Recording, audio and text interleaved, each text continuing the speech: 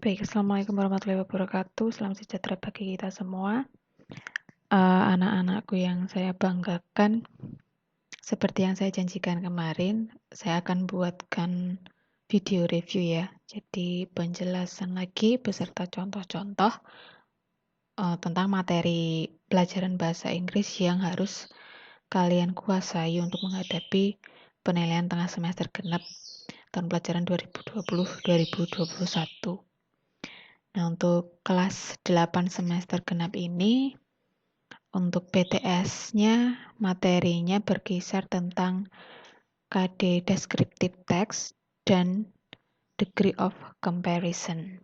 Nah, kita akan bahas satu persatu.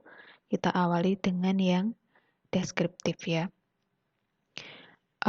Seperti yang sudah saya sampaikan saat PJJ, untuk deskriptif text tahun ini MGIP Kota sepakat kelas 8 temanya adalah profession. Jadi nanti deskriptifnya itu tentang seseorang dengan profesinya. Jadi misalnya ada seorang dokter gitu, misalnya Dr. Richard Lee. Di situ dijelaskan di deskriptifnya Richard Lee itu siapa, kemudian kesehariannya sebagai dokter seperti apa, begitu.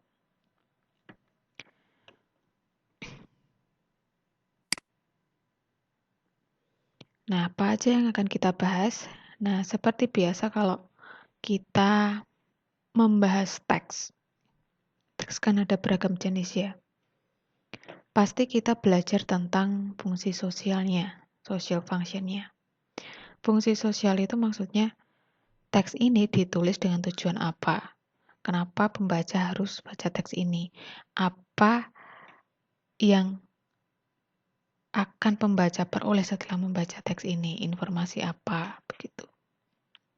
Lalu yang kedua adalah generic structure-nya. Generic structure itu adalah strukturnya.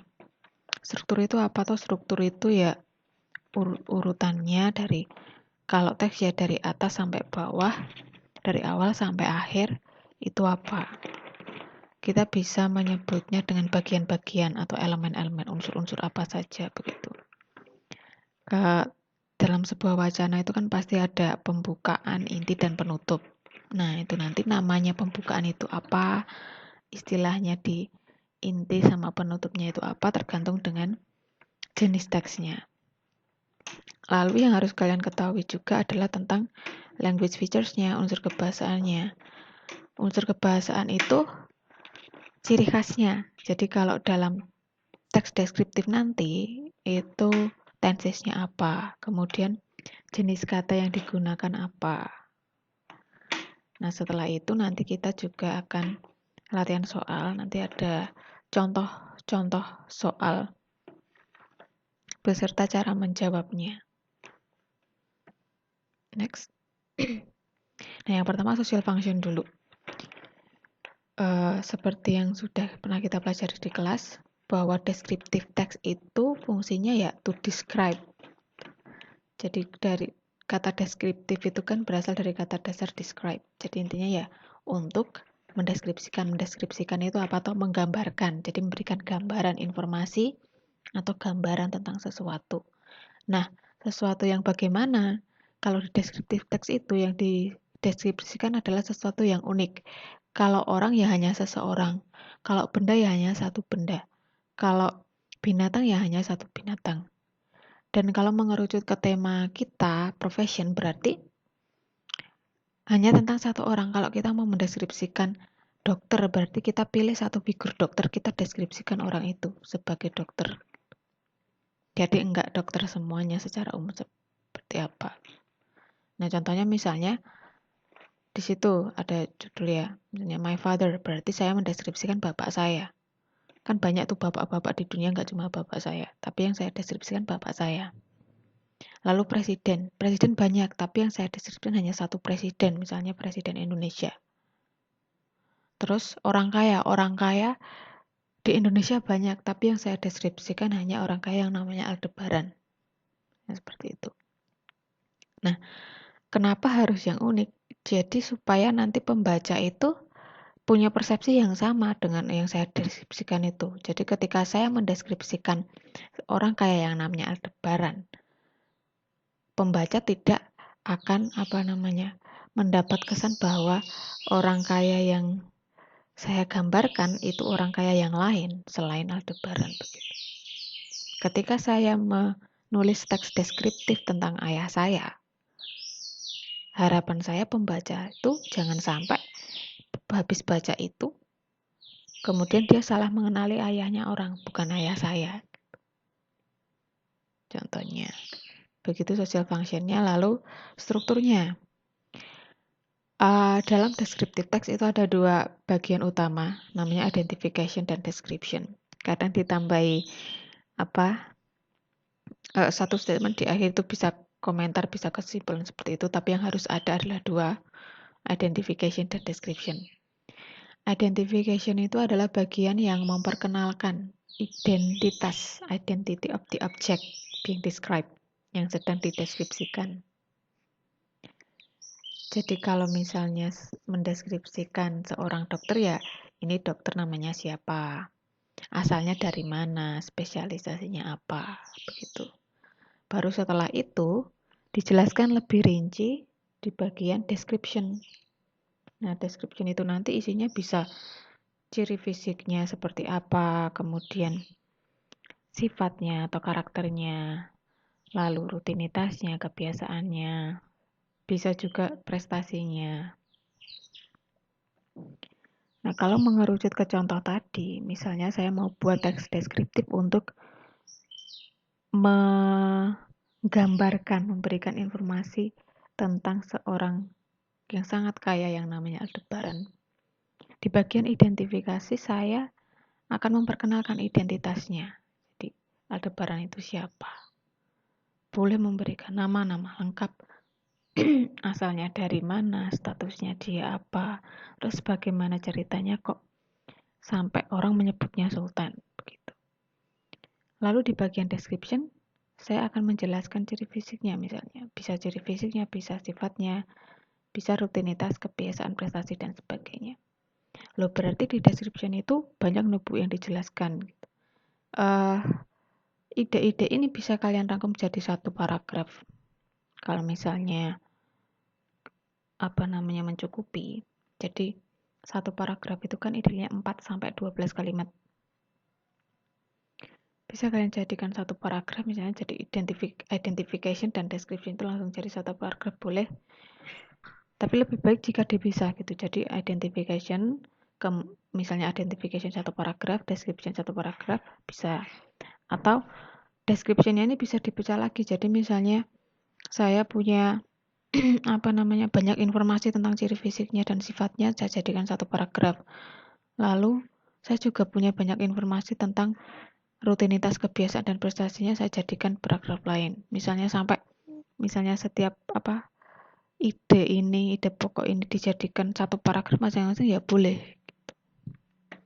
Jadi contohnya seperti itu. Lalu untuk language features, unsur kebahasaannya yang harus kalian pahami. Karena descriptive text itu menjelaskan tentang fakta, rutinitas, dan kebiasaan, maka tensesnya yang digunakan ya simple present tense sesuai dengan fungsinya. Lah, ciri-ciri simple present tense itu apa? Jadi kalau di kalimat itu kalian menemukan verb 1. Jadi kata kerja yang bentuk dasar atau sudah ditambahi s atau es. Lalu ada do sama does, am, is, are, itu berarti simple present tense. Kemudian ada adjektif, kosakata atau istilah terkait sifat atau watak. Bisa tentang sifat atau watak ya. Bisa juga dia kalau misalnya menjelaskan benda atau apa, keadaan itu juga bisa. Jadi adjektif itu kan macam-macam. Kalau kalian pernah dengar jembatan keledai dosaskom, jadi adjektif itu macam-macam urutannya dosaskom. Jadi dari yang paling dekat itu ke kanan ke kiri. Itu nanti kita bisa bahas lagi dalam kesempatan.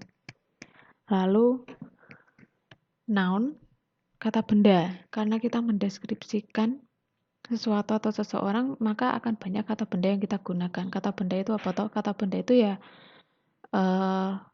seperti nama, kemudian yang menunjukkan benda gitu loh. Kayak television, animal, seperti itu, mewujud, baik yang abstrak maupun konkret. Karena ini temanya profesi, ya nanti juga akan ada istilah-istilah yang terkait dengan profesi. Lalu action verb, kata kerja yang menunjukkan tindakan. Kan temanya profesi, berarti nanti akan ada penjelasan tentang rutinitas atau kebiasaan perilaku kerja seperti itu.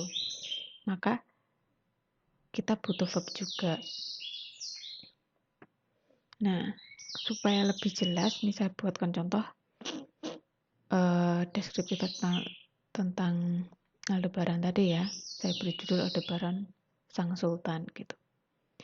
Nah, ini sudah saya pecah langsung sesuai bagian masing-masing. Jadi di sini saya buat satu paragraf identifikasi. Di sini saya jelaskan Aldebaran itu siapa, nama lengkapnya siapa, kemudian pekerjaannya apa, asalnya dari mana. Terus ternyata itu alasannya kenapa orang-orang memanggil dia Sultan gitu. Lalu untuk description-nya saya buat 2 paragraf, yang satu khusus membahas ciri fisiknya dan yang satu membahas rutinitas atau kebiasaannya. Nah, lalu ini adalah contoh bukti penggunaan unsur kebahasaan yang tadi saya bahas. Ada simple present tense, ada noun, ada adjective, ada action verb. Itu letaknya di teks ini di mana gitu. Sebenarnya kalau tenses ini otomatis digunakan di semua bagian teks, tapi supaya lebih jelas saya berikan contoh di sini di paragraf 1 dan paragraf 2. Itu yang saya tebalkan itu contohnya ya. Jadi ada am is are tadi ya. Kemudian ada kata kerja bentuk pertama seperti di sini, that's why people call him the Sultan. Gitu. Lalu juga ada has, ini memiliki, tapi untuk orang ketiga has. Lalu impress, ini bentuk pertama, itu buktinya. Lalu kemudian penggunaan kata benda, ada Aldebaran. Jadi kata benda itu ada yang berupa nama, ada kata ganti ya, he, she, it, dan lain sebagainya. Kemudian nama itu ya nama gitu. Kalau orang ya namanya misalnya Nani, Kesha, terus Andriani, Yaya, tuh, kemudian Quinta misalnya, dan lain sebagainya. Lalu businessman, pekerjaan itu juga kata benda, businessman, farmer. Kemudian people, orang-orang. Complexion itu warna kulit. Hair, nose, everyone, time, work, home, family. Bustle itu kesibukan. Kalau kalian ingat bahasa Inggrisnya sibuk busy ya, maka bustle itu kata bendanya. Lalu something, sesuatu. Kemudian adjektif yang digunakan tadi ada successful, sukses atau berhasil, well built itu postur tubuh yang ideal ya. Biasanya digunakan untuk pria. Kemudian short, pendek, wavy, bergelombang. Seperti itu rambutnya tadi ya kalau nggak salah. Kemudian black, warna rambutnya. Fair, tadi warna kulitnya ya. Fair itu cerah. Lalu sharp itu berarti tajam. Tapi kalau untuk hidung artinya mancung. Lalu action verb yang digunakan tadi ada call, tapi di sini tadi tanpa s ya. Koreksi. Call, kemudian spend his time tadi di paragraf ketiga, impress, leaves, dan returns. Nah, sekarang kita latihan. Nah, supaya lebih jelas latihannya kita pakai teks yang sama tadi ya. Nah, sebenarnya untuk mengerjakan soal teks seperti ini, kalian tuh hanya punya waktu sekitar 1,5 menit untuk menyelesaikan satu soal. Jadi tidak punya banyak waktu untuk dihabiskan di bacaan. Nah, paling gampang nanti kalian itu baca soal-soalnya dulu, skim gitu ya, baca cepat apa yang harus saya ketahui dari teks itu gitu. Kalian baca soalnya, baru kalian ke teksnya. Oh, soal ini harus saya cari jawabannya di paragraf ini. Terus yang ini di paragraf ini. Dan seterusnya. Nah, kita misalnya ini ya, langsung ke soal saja ya. Nih misalnya. Jadi kan kita tadi belajar fungsi sosialnya, kemudian struktur teksnya, lalu unsur kebahasaannya. Berarti nanti pertanyaannya nggak jauh-jauh seputar itu. Kalau fungsi sosial itu nanti dia pertanyaannya seputar ide pokok, lalu tujuan teksnya apa, kemudian informasi rinci. Jadi misalnya sudah diberikan informasi banyak tuh, kita disuruh nyari yang benar atau yang salah, misalnya kayak gitu. Lalu alasan, itu juga informasi rinci. Nah, nomor 1 ini contohnya what is the purpose of the text. Ada kata kunci saya tebelin di situ purpose, keywordnya purpose. Kalau dia menanyakan purpose, yang artinya tujuan, berarti dia nanyain apa? Antara 3 tadi, fungsi sosial, struktur, atau unsur kebahasaan. Berarti ya fungsi sosial. Maksudnya menulis teks itu apa? Nah, pertanyaan seperti ini bisa diungkapkan dengan kalimat lain. Contohnya, what is the social function of the text? Langsung kelihatan ya dia nanyain fungsi sosialnya. Lalu, what is the communicative function of the text? Fungsi komunikatifnya sama. Lalu yang paling simpel, yang nggak kelihatan ada social functionnya, paling sederhana itu what is the text about? Teks itu tentang apa? Jadi, dicermati keyword-keywordnya, jenis-jenis pertanyaannya, ini maksudnya sebenarnya sama. Bisa jadi nanti di tes yang dipakai yang pakai kata kunci purpose. Bisa jadi yang pakai communicative function. Nah, berarti ini fix menanyakan tujuan fungsional tadi ya. Nah, tujuan sosial. Nah, berarti apa tujuannya? Tadi sudah kita bahas. Kalau descriptive text itu ya to describe something unique. Jadi mendeskripsikan sesuatu yang unik. Nah, yang mengandung kata describe yang mana? Ternyata hanya satu kebetulan yang mengandung kata describe. Tapi kita juga harus cek dulu. Dia benar nggak mendeskripsikan itu? Gitu. Jangan-jangan nanti jawaban lain yang nggak pakai kata describe yang lebih benar. Mari kita cek. Kalau yang A, nah ini mewakili keseluruhan bagian teks. To describe a man of wealth, Aldebaran. Man of wealth itu artinya rich man, orang kaya. Jadi kata pilihan yang A ini, fungsi teksnya tadi untuk mendeskripsikan seorang yang kaya yang namanya Aldebaran.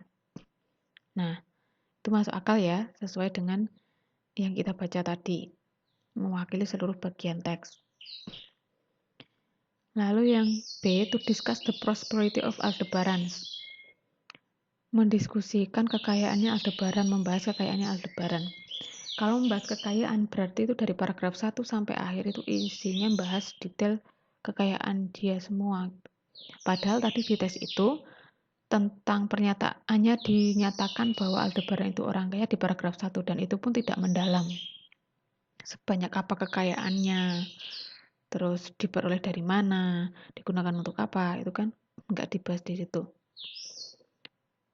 Lalu yang C, to explain the activities of Aldebaran, dan yang D, to reveal the daily life Aldebaran. Itu sebenarnya artinya mirip-mirip sama ya, menjelaskan aktivitasnya Aldebaran dan mengungkap kesehariannya Aldebaran. Nah, itu yang dua ini itu sama-sama hanya mewakili paragraf 3, tidak mewakili keseluruhan isi teks. Padahal kalau tujuan sosial itu pasti dia mewakili seluruh isi teks. Berarti jawaban yang benar yang A, to describe man of wealth, Aldebaran. Next, ada juga nanti pertanyaan seperti ini. Ini contoh pertanyaan yang informasi rinci ya. Tadi di teks itu ada kata-kata the Sultan. Kemudian ini the Sultan is attributed to Aldebaran because. Nah, kata sultan disematkan kepada Aldebaran karena alasan kenapa Aldebaran disebut sultan gitu. Nah, kalau ada pertanyaan seperti ini, kalian cari keywordnya. Kita ini misalnya ya, balik ke teksnya ya, kita cari itu sultan itu ada di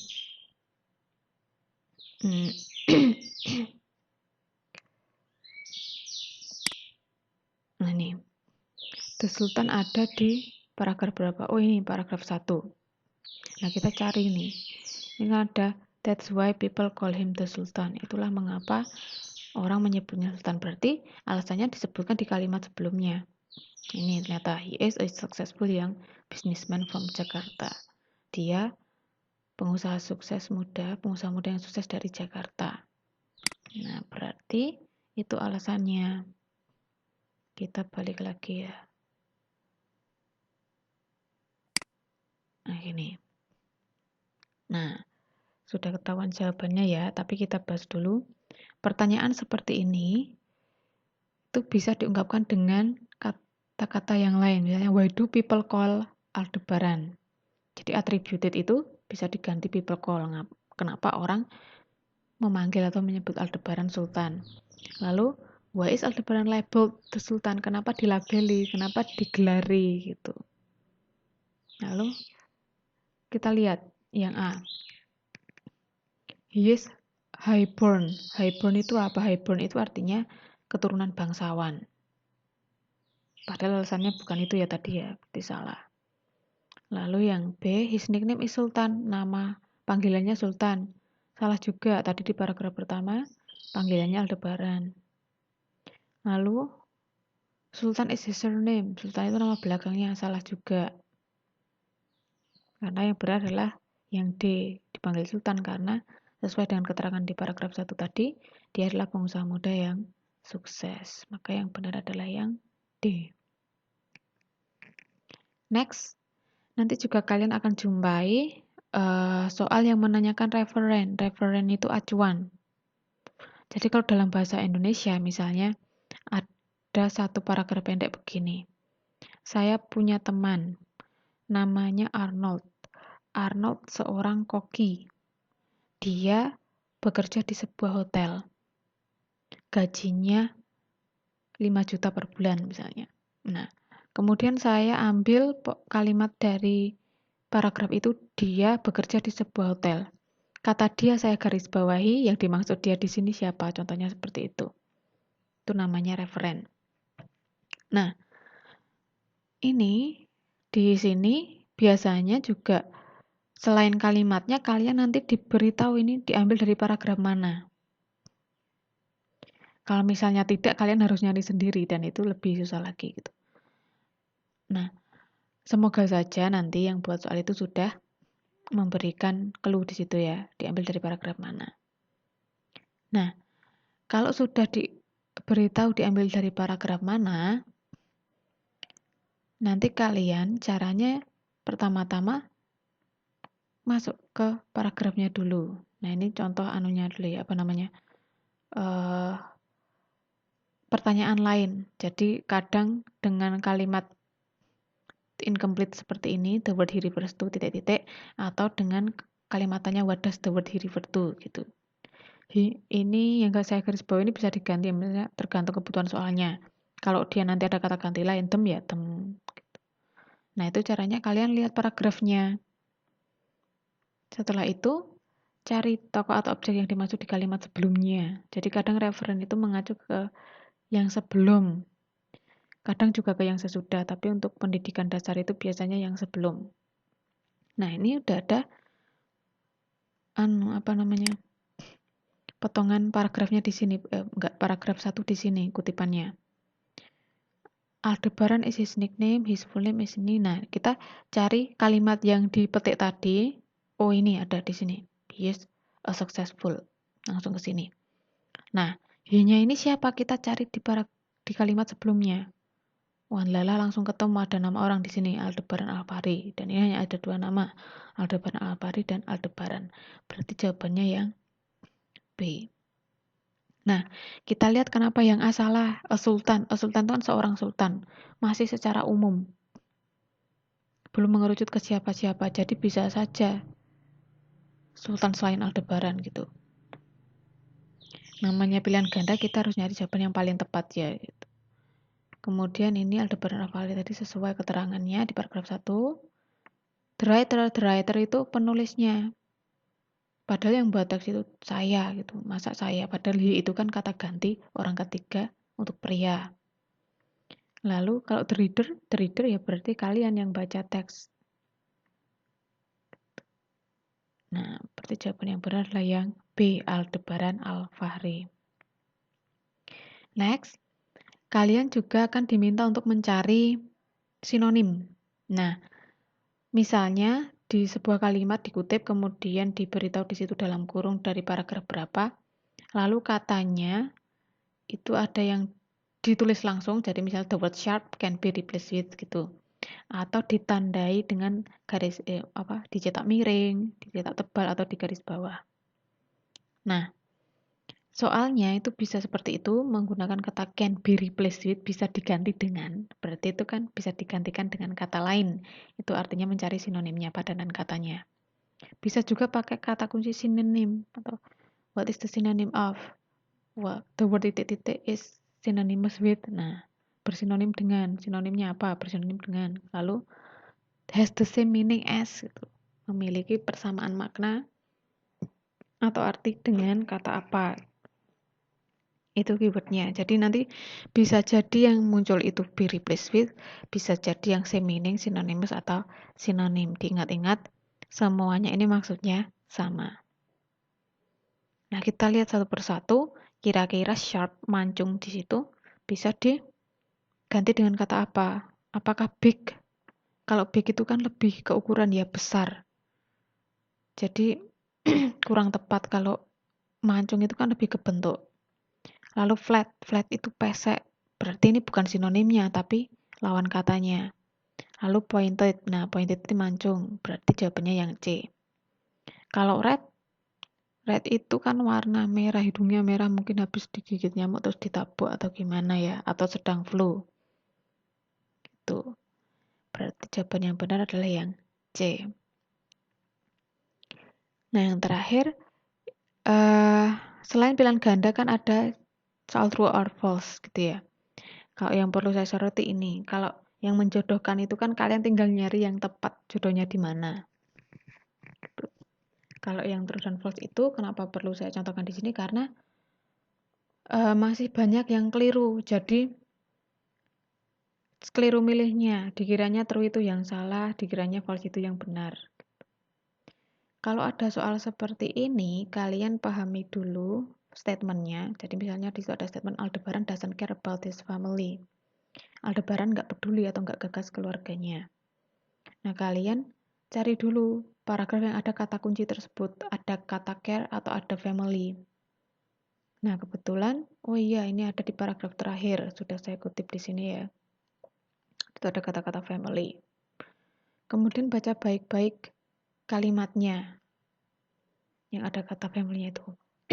Di sini ada he almost has no time for his family. Jadi karena di sebelumnya ini dijelaskan dia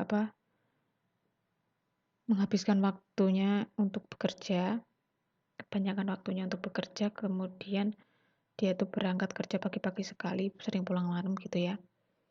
Hampir nggak punya waktu buat keluarga, tetapi akan meninggalkan kesibukannya jika terjadi sesuatu pada keluarganya. Berarti dia masih peduli di sini. Nah, kita bandingkan dengan pernyataannya. Kok di sini dibilang nggak peduli, berarti nggak sesuai dong. Kalau nggak sesuai, berarti kalian pilih yang mana? Nah ini, true itu jika benar, artinya pernyataannya sesuai dengan yang ada di teks. Kalau false berarti yang salah. Berarti kalau nggak sesuai, kita pilih yang salah. Lalu, datanya itu tidak selalu dalam bentuk teks ya. Kadang data singkat. Jadi kalau degree of comparison, mungkin nanti datanya data singkat. Bisa tentang berat badan, bisa tentang nilai, bisa tentang kecepatan, kayak gitu. Bisa juga gambar, misalnya belajar preposisi ya.